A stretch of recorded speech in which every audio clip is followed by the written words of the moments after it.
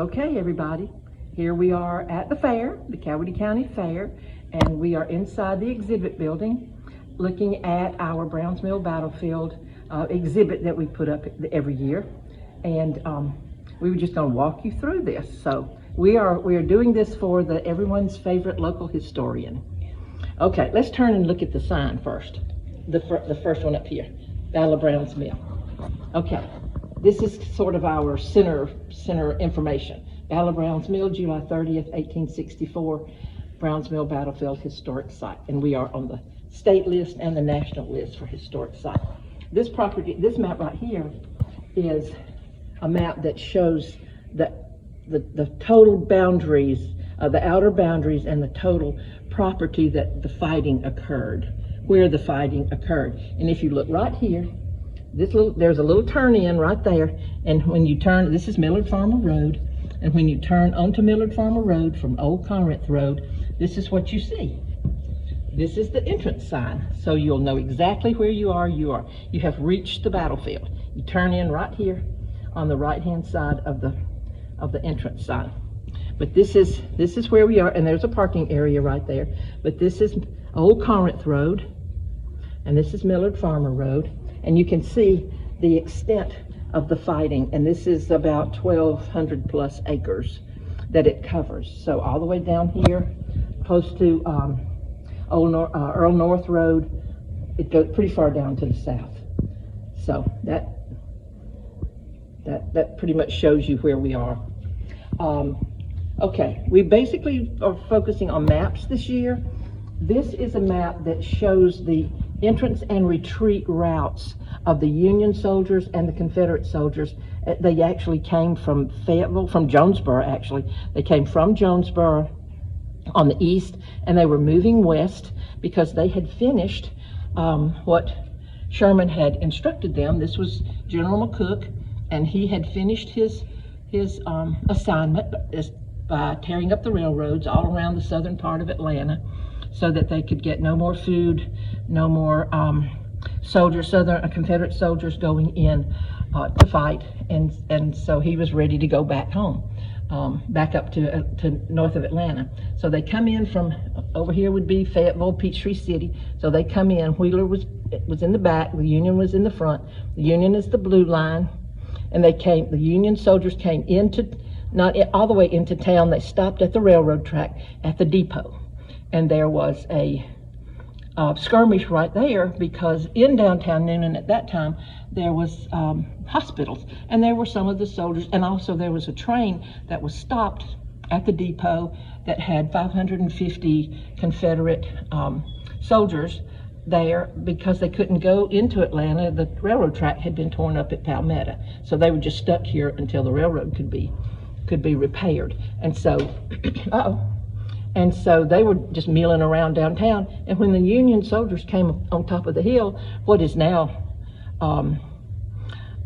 East Broad Street, up to the right of the depot, the engineer pulled the cord and blew the whistle on the train, and so the Confederate soldiers came running, and they had the skirmish right there at the railroad track, which was kind of exciting.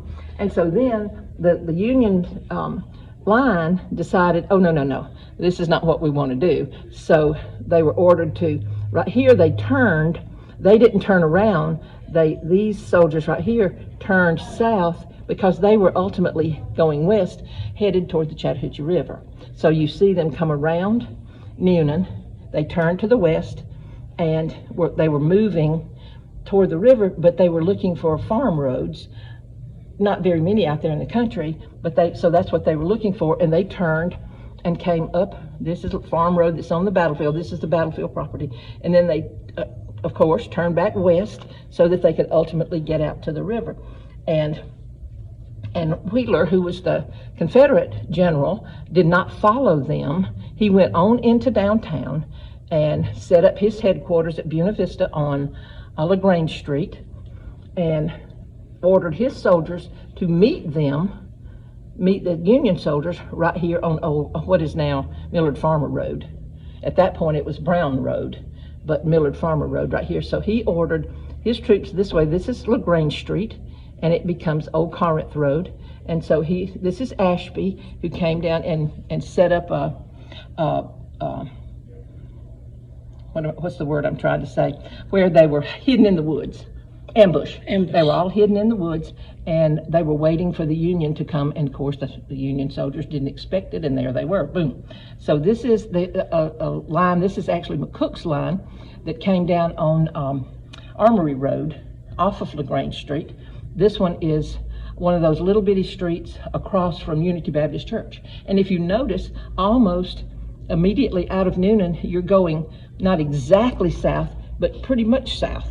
You know, just a little bit southwest, which that was the logical way to travel to get to what became the battlefield. So these soldiers who were involved in the ambush at the beginning, they escaped because they were headed toward the river, and the rest of them turned. They were all involved in. You see the blue arrows. They were all involved in this fighting all during the day. That ambush right here was before lunch.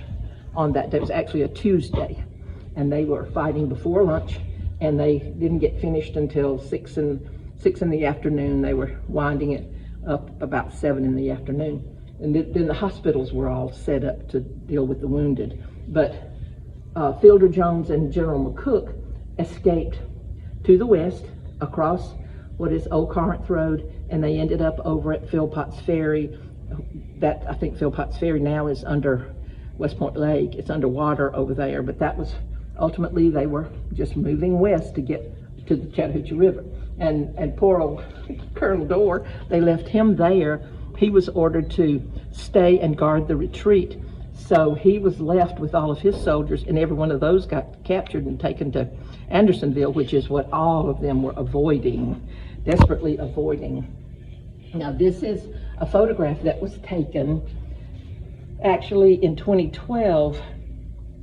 We knew that they were getting ready, late 2011 and early 2012, they were getting ready to start the construction out at the battlefield, and they did what they call the big burn. And Pat and I went out there just to see what it looked like. And when we were there, we were said, oh my goodness, if you ever go to a reenactment, this is what it looks like when the cannons they've been, you know, exploding the cannons, shooting the cannons at each other.